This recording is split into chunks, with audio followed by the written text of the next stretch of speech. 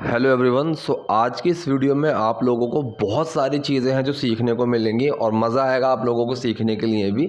Suggest करूंगा आप copy pen लेकर बैठ जाइए, जो भी आपको अपने काम की चीज़ लगे उसको आप लिख लीजिए। मैं पूरी कोशिश करूंगा आपको बेसिक ग्रामर के रूल्स समझाने की और अलग अलग सिनेरियो में कैसे इन सेंटेंस को यूज़ करेंगे उस चीज़ की। आपको हिंदी सुन के अपने माइंड में उसको ट्रांसलेट करना है, फिर आपको मैच करना है।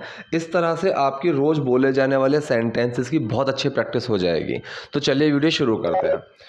तो पहला यहाँ पे सेंटेंस है, मिस्टर कबीर अगर आप वर्ल्ड कप को भूल जाएं तो अच्छा है। ठीक है, अब मैंने ये चीज़ कई बार बताई है, तो के पीछे नहीं भागना होता है कि तो की इंग्लिश क्या बनाएंगे। आप तो को हिंदी में हम वैसे बोलते हैं, इंग्लिश में आप उसको इग्नोर करके सेंटेंस बनाएंगे। मिस्टर कबीर अगर आप वर्ल्ड कप को भूल जाएं, ठीक है, तो अच्छा है। अब ये चीज़ फ्यूचर की बात चल रही है, ठीक है, कि अगर आप इसको भूल जाएं तो अच्छा है। यहाँ पे हम हमेशा अगर इफ़ लगा हुआ है सेंटेंस आपका प्रेजेंट इंडेफिनिट में कन्वर्ट हो जाता है। ठीक है, mister Kabir it's best, it is best मतलब ये अच्छा है, या इट इज़ गुड ये अच्छा है। If you forget about the world cup, अगर आप वर्ल्ड कप के बारे में भूल जाएं तो। ठीक है, सिंपल सेंटेंस है, बिल्कुल सिंपल है। Mister Kabir it is best, mister Kabir ये अच्छा है। इफ़ यू फॉरगेट अगर आप भूल जाएं अबाउट द वर्ल्ड कप के बारे में। तो जब हम ऐसे बोलते हैं ना कि यार इस चीज़ के बारे में तुम भूल जाओ तो ही अच्छा है। ठीक है, अगर मैंने किसी की कोई चीज़ ली या फिर मैंने किसी को अपनी कोई चीज़ दी और मुझे वो वापस ही नहीं दे रहा, मतलब मैंने किसी को पैसे उधार दिए और वो वापस ही नहीं दे रहा, तो कोई मेरा दोस्त आके अगर बोलता है भाई उन पैसों को तो भूल जाए तो ही अच्छा है। It is good if you forget about that money.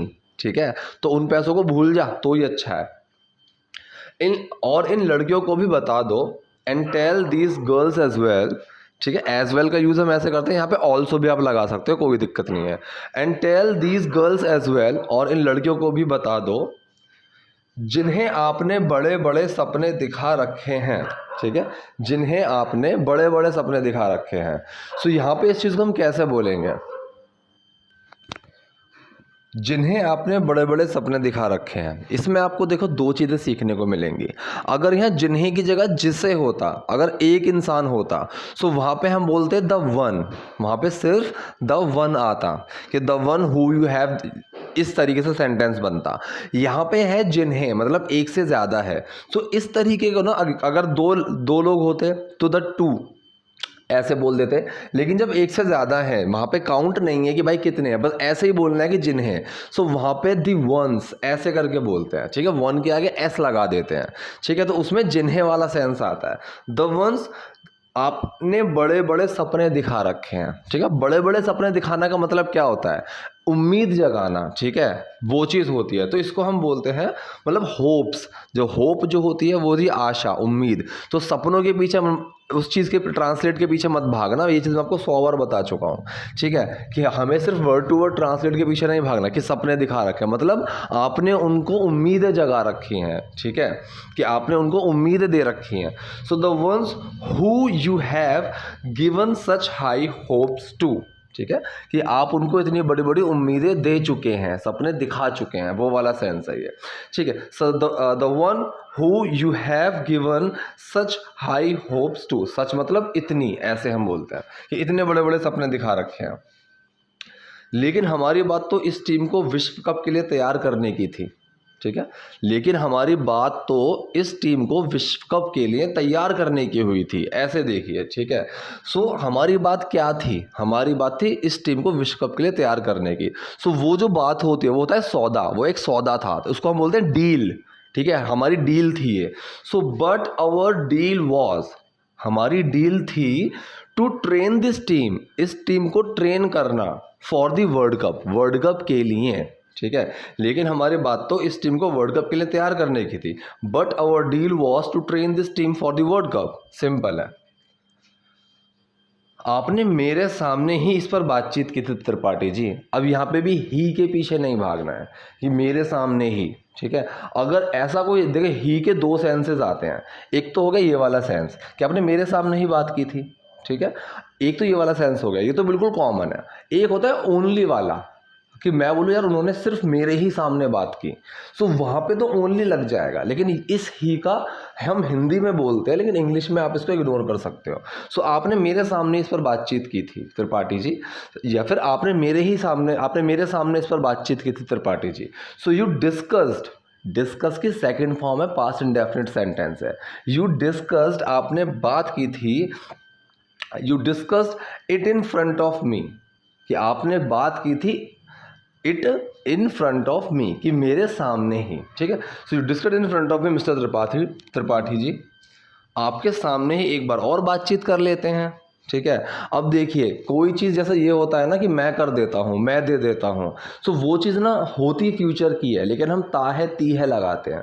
जैसे कि मैंने एग्जांपल यही दिया है हर बार, अगर मैं किसी टेबल पे बैठा हुआ हूँ खाने की, मेरे साथ मेरे बराबर में प्लेट्स रखी हुई हैं, कोई उठ के आ रहा है उनको लेने के लिए, तो मैं उसको बोल दूंगा मैं दे देता हूँ, मैं कर देता हूँ, मैं आपको दे देता हूँ, तो दूंगा तो मैं अगले सेकंड या फिर अगले मिनट, मैं फ्यूचर में दूंगा।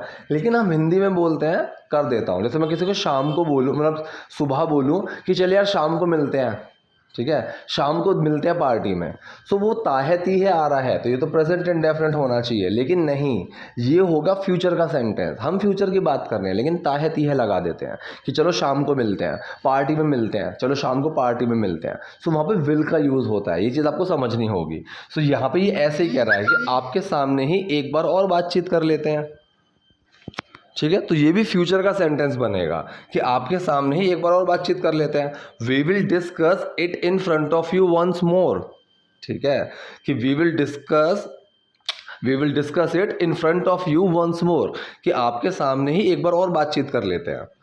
देखो एक तरफ, अब जब हम ऐसे बोलते हैं ना कि यार एक तरफ तो ये है और दूसरी तरफ ये है, तो यहाँ पे ना इस तरीके से सेंटेंस को यूज करेंगे, ऑन दी वन हैंड या फिर ऑन वन हैंड, ऐसे, ठीक है। सो देखो एक तरफ, लुक ऑन वन हैंड भारतीय पुरुषों की टीम है जो कम से कम कांस्य पदक तो लाती है। कांस्य पदक क्या होता है ब्रॉन्ज मेडल, ठीक है, जो सिल्वर से नीचे होता है, ब्रॉन्ज मेडल। सो भारतीय पुरुष की टीम है जो कम से कम कांस्य पदक तो लाती है। अब किसी भी चीज़ की प्रेजेंस अगर हम बताते हैं तो देयर का यूज़ होता है, ठीक है। ये चीज़ मैंने कई बार बताई हुई है कि मतलब अगर मैं बोलूँ कि there is a boy in that room, कि उस कमरे में एक लड़का है, there is a pen in my bag, कि मेरे बैग में ना एक पेन है, तो मैं सिर्फ उस चीज़ की प्रेजेंस बता रहा हूँ, ठीक है। जैसे कहानियों में बोलते ना कि देयर वॉज अ किंग, कि एक बार एक राजा था। सो हम सिर्फ प्रेजेंस के बारे में बताते हैं। सो यहाँ पे भी सिर्फ प्रेजेंस की बात चल रही है कि भारतीय पुरुषों की टीम है, देयर इज द इंडियन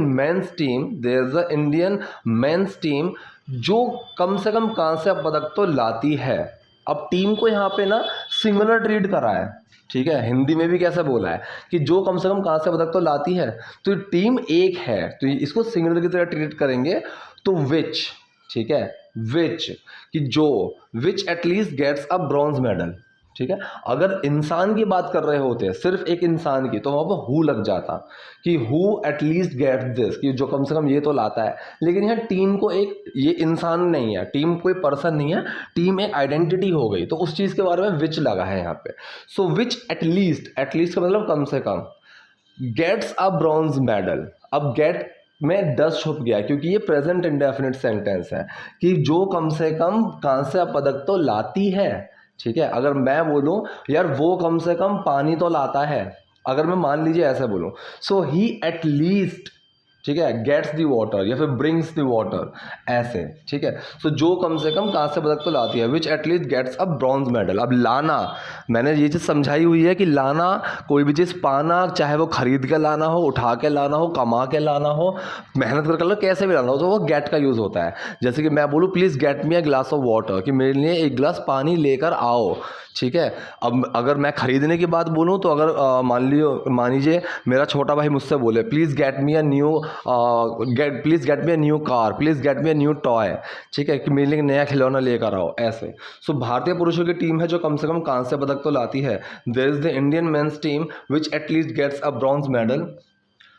और दूसरी तरफ ये नौसिखियों की टीम है, ठीक है। अब जैसे एक तरफ ऑन वन हैंड ऐसे बोला, so and on the other, अब यहाँ पे आप चाहो तो पूरा भी लिख सकते हो, and on the other hand ऐसे भी लिख सकते हो। लेकिन अगर आप चाहो, क्योंकि हैंड आपने पहले ही बोल दिया, on one hand there is something, on the other there is something else, ऐसे। सो ऑन वन हैंड तो वहाँ पे सेंटेंस बता दिया। अब इसके आगे कि एक तरफ तो ये है, एंड ऑन दी अदर, और दूसरी तरफ ये नौसिखियों की टीम है। अब नौसिखियों की टीम को हम मतलब नौसिखियों को हम क्या बोलते हैं? मिसफिट। मिसफिट का मतलब क्या होता है कि कोई भी ऐसा इंसान या फिर कोई भी ऐसी चीज़ जो उस काम के लिए फिट नहीं है। ये चीज़ आप कहीं भी यूज़ कर सकते हो, कहीं भी यूज़ कर सकते हो, ठीक है।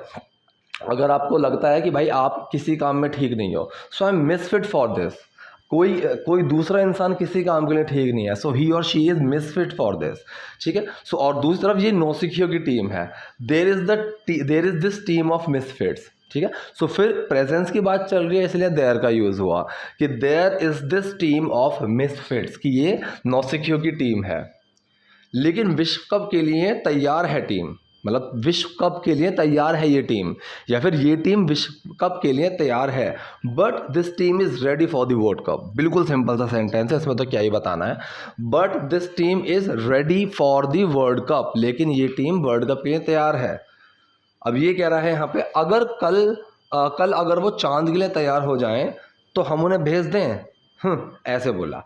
तो यहाँ पे फ्यूचर की बात चल रही है कि अगर वो फ्यूचर में, कि अगर वो तैयार हो जाएं, लेकिन फ्यूचर के सेंटेंस के साथ अगर का यूज़ हो रहा है, इफ़ का यूज़ हो रहा है, तो किस में कन्वर्ट होगा? प्रेजेंट इंडेफिनिट में कन्वर्ट हो जाएगा। सो अगर कल अगर वो चांद के लिए तैयार हो जाएं, tomorrow if they are ready, ठीक है, या फिर इफ़ दे गेट रेडी, दोनों बिल्कुल ठीक है। Tomorrow if they are ready या फिर if they get ready for the moon, चांद के लिए, वी शुड सेंड देम, तो हम उन्हें भेज दें, ठीक है। अब सेंटेंस तो ये आया कि जैसे कि हम हिंदी में बोलते हैं कि भाई मैं चला जाऊं, या फिर मैं पानी पी लूं, मैं खेल लूं, ठीक है। तो ये एक ना परमिशन के तौर पे बोलते हैं। सो अगर मैंने कहीं किसी को ये बोलना है, मुझे किसी को कहीं बोलना है कि मैं चला जाऊं या फिर मैं टीवी देख लूं, तो उसको ना सबसे पहले आपको बुकिश लैंग्वेज में तोड़ना होगा, क्योंकि एंड में क्या आ रहा है? खेल लूँ, पढ़ लूँ, चला जाऊँ, ये एक परमिशन। तो इसको बुकिश लैंग्वेज में तोड़ना होगा, क्या मुझे खेलना चाहिए, क्या मुझे चले जाना चाहिए, तो अपने ये शुड वाले सेंटेंस बनते हैं। सो हम उन्हें भेज दें, तो मतलब हमें उन्हें भेज देना चाहिए, ऐसे। वी शुड सेंड देम, ऐसे, ठीक है। ये टीम वर्ल्ड कप नहीं जा सकती, this team can not go the world cup. अब यहाँ पे जो एक चीज़ है ना, जैसे इफ़ दे आर रेडी, ठीक है। सो इस चीज़ के ऊपर मैं कल एक वीडियो लेकर आऊँगा कि यहाँ पे इज़, एम, आर, वॉज, वर और मतलब फ्यूचर कंटिन्यूस, पास्ट कंटिन्यूस और प्रेजेंट कंटिन्यूस के रूल्स में ना एक कन्फ्यूजन है। ये मैं कल एक वीडियो लेकर आऊँगा, उसको आप ध्यान से देखिएगा। सो ये टीम वर्ल्ड कप नहीं जा सकती, this team can not go the world cup, ठीक है। This team can not go the world cup, ठीक है। तो यहाँ टू वो लगाने की जरूरत ही नहीं बनी कि this team can not go the world cup, कि वर्ल्ड कप नहीं जा सकती ये टीम, ये तय है। अब एक गाना भी है ना, उसमें लाइन है, ये तय है। सो इसको हम कैसे बोलेंगे? It is decided. डिसाइड की फॉर्म चेंज कर दी है। क्यों चेंज कर दिया है? क्योंकि ये डिसाइडेड है, ठीक है। मतलब वो चीज़ हो चुकी है, वो उस फॉर्म में है, इसलिए डिसाइड। अगर मैं यहाँ पे बोलूँ इट इज़ डिसाइड, इसका मतलब क्या है? इसका कोई मतलब नहीं बनेगा इट इज़ डिसाइड का, ठीक है। इट इज़ डिसाइडेड, ठीक है। अगर मैं किसी को बोलूँ I am surprise, so I am not surprise, शायद वो गेम सरप्राइज है, लैपटॉप सरप्राइज है, बाइक सरप्राइज है, that bike is surprise, I am not surprise, I am surprised, ठीक है। आई एम सरप्राइज्ड, कि मैं तो सरप्राइज्ड हूँ, ठीक है। तो वहाँ पे फॉर्म ऐसे चेंज हो जाती है। सो इट इज़ डिसाइडेड, ये डिसाइड हो चुका है, ये डिसाइडेड वाली फॉर्म है। अब ये कह रहा है एक मैच हो जाए, ठीक है। अब जब हम ऐसे बोलते हैं ना कि चलो यार एक कप चाय हो जाए, ठीक है, ठीक, ऐसे हम बोलते हैं, चलो एक गेम हो जाए, सो लेट का यूज़ होता है वहाँ पे। सो एक मैच हो जाए, let us have a game, या फिर लेट्स हैव अ गेम, दोनों बिल्कुल ठीक है। लेट्स हैव अ गेम, एक मैच हो जाए, हाँ, एक मैच हो जाए मेरी टीम और आपकी टीम के बीच। Yes, let's have a match between my team and your team, ठीक है। सिंपल सेंटेंस है, between my team and your team, मेरी टीम और आपकी टीम के बीच में। आपका मतलब पुरुषों की टीम बनाम महिला टीम। अब बनाम का मतलब क्या था? वर्सेस। इंग्लिश में हमने कहा ना वर्सेस, तो हिंदी में होता है बनाम, ठीक है। कि कभी किसी दो इंसानों के बीच में, फिर किसी भी दो चीज़ों के बीच में जब मुकाबला होता है तो बनाम होता है वो, ठीक है। So you mean men's team versus women's team. आपका मतलब पुरुषों की टीम बनाम महिला team, you mean men's team versus women's team. अगर हम हार गए, लेकिन अगर हम जीत गए तो वर्ल्ड कप। ठीक है, अब सिंपल है, बहुत सिंपल है। यहां पे बोला अगर हम हार गए, तो अगर आ रहा है और फ्यूचर की बात चल रही है। ठीक है, सो सिंपल प्रेजेंट में ट्रांसलेट होगा ये। इफ वी लूज मतलब अगर हम हार जाते हैं। ठीक है, सो कोई भी फ्यूचर का सेंटेंस अगर के साथ लग रहा है तो वो प्रेजेंट इंडेफिनिट में कन्वर्ट कर लो तुरंत। ठीक है, तो अगर हम हार गए, इफ वी लूज, हार गए, वी लूज। अब देखो दूसरा जो हार गए है ना, इसमें वी नहीं लग रहा, मतलब हम हार गए नहीं बोला, लेकिन इंग्लिश में वी लगाया है। सो ये चीज़ ना बहुत कॉमन सी है। मेरे दोस्त ने मुझे कॉल किया और मुझसे पूछा क्या कर रहा है, उसने तुम नहीं लगाया, उसने सिर्फ इतना पूछा क्या कर रहा है, लेकिन मैं उसको इंग्लिश में कैसे ट्रांसलेट करूंगा, व्हाट आर यू डूइंग। सो हिंदी में हम कई बार ना पर्सन खा जाते हैं बोलते टाइम, इंग्लिश में नहीं खा पाते। सेम यहाँ पे ऐसा ही हुआ, हिंदी में पर्सन तो खा गए कि हार गए, लेकिन इंग्लिश में नहीं खा सकते, वी लूज। ठीक, लेकिन अगर हम जीत गए तो ये भी फ्यूचर का सेंटेंस है, इफ लगेगा और फ्यूचर का सेंटेंस है तो प्रेजेंट में कन्वर्ट हो जाएगा सिंपल में। बट इफ वी विन, लेकिन अगर हम जीत गए, but if we win then तो वर्ल्ड कप। ठीक, सो पूरा क्या बना, अगर हम हार गए, लेकिन अगर हम जीत गए तो world cup. If we lose but if we win then world cup. जो आप बोल रहे हैं उस पर सोच लीजिए कबीर साहब। ठीक है, मतलब यार जो बोल रहा है ना सोच समझ के बोलो। जब ऐसे हम बोलते हैं ना कि भाई सोच समझ के बोल रहा है ना जो बोल रहा है, so think about what you are saying, कि भाई सोच लो जो तुम बोल रहे हो। थिंक मतलब सोच लो, अबाउट इसके बारे में, वॉट यू आर सेइंग जो तुम बोल रहे हो। अब अगर ये what you are saying question में वैसे लगा दूं, ठीक है, व्हाट आर यू सेइंग बन जाएगा, तो तुम क्या सोच रहे हो, ठीक है, ऐसे आ जाएगा। लेकिन जहाँ पे ऐसे हम जो जब की बात है ना जो की भी, सो वहाँ पे व्हाट का यूज़ होता है इस तरीके से। Think about what you are saying, सोच लो जो तुम बोल रहे हो। मिस्टर कबीर, नंगे खड़े रह जाओगे आप। ठीक है, so you will be left, मतलब आप रह जाओगे, छूट जाओगे। You will be left standing naked, नंगे खड़े हुए। ठीक है, अब यहाँ पे दो चीज़ आपको बताता हूँ, प्रेजेंट कॉन्टिन्यूस में, पास्ट कॉन्टिन्यूस में, फ्यूचर कॉन्टिन्यूस में। प्रेजेंट में आपका इज एम आर, पास्ट में वॉज वर, और फ्यूचर में विल बी, इसका यूज़ होता है। तीनों का यूज़ एक कंडीशन बताने के लिए भी होता है। एक मतलब मैं इस कंडीशन में हूँ, मैं बोलूँ I am playing in the room, मैं कमरे के अंदर खेल रहा हूँ, यहाँ पे एक्शन आ गया। मैंने एक्शन अगर मुझे हटाना हो, I am in the room, simple है कि मैं अपनी कंडीशन बता रहा हूँ। ये सेंटेंस ऐसे होगा। सेम पास्ट के साथ होता है, I was sleeping in my room. ठीक है, ये तो हो गया मैं एक्शन के साथ, मैं सो रहा था अपने कमरे में, I was in my room, ये भी बिल्कुल ठीक है। सेम आपका फ्यूचर के साथ होता है कि I will be sleeping in my room. ठीक है, मैं अपने कमरे में सो रहा होऊंगा, एक्शन हटा दूं, I will be in my room, मैं अपने कमरे में होऊंगा। ठीक है, ऐसे।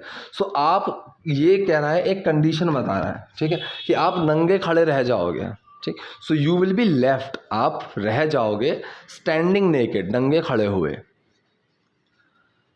और यहाँ पे ये कह रहा है ये आपके साथ पहले ही एक बार हो चुका है, इट हैज़ ऑलरेडी हैपन, चुका है चुकी है से ही समझ जाओ, आपका प्रेजेंट परफेक्ट सेंटेंस है। इट हैज़ ऑलरेडी हैपन, ये पहले ही हो चुका है, टू यू वंस, आपके साथ एक बार।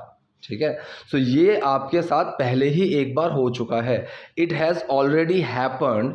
ठीक है, प्रेजेंट परफेक्ट है, हैज़ हैव का यूज़ होगा। सो इट की बात चल रही है यहाँ पे, क्योंकि ये एक सिचुएशन, मतलब ये एक जो है कि ये हो चुका है, ये एक सिंगुलर है। ठीक है, so it has already happened, happened मतलब होना, third form, to you once, आपके साथ पहले ही एक बार। ठीक है, परसों सुबह, all right, day after morning. ठीक है, अब डे आफ्टर एक है, मॉर्निंग अलग है। ठीक है, अगर आपने इसको अगर ऐसे ले लिया कि डे अलग, आफ्टर मॉर्निंग अलग, तो इसका सेंस अलग चला जाएगा। लेकिन यहाँ पे डे आफ्टर का मतलब होता है एक दिन के बाद।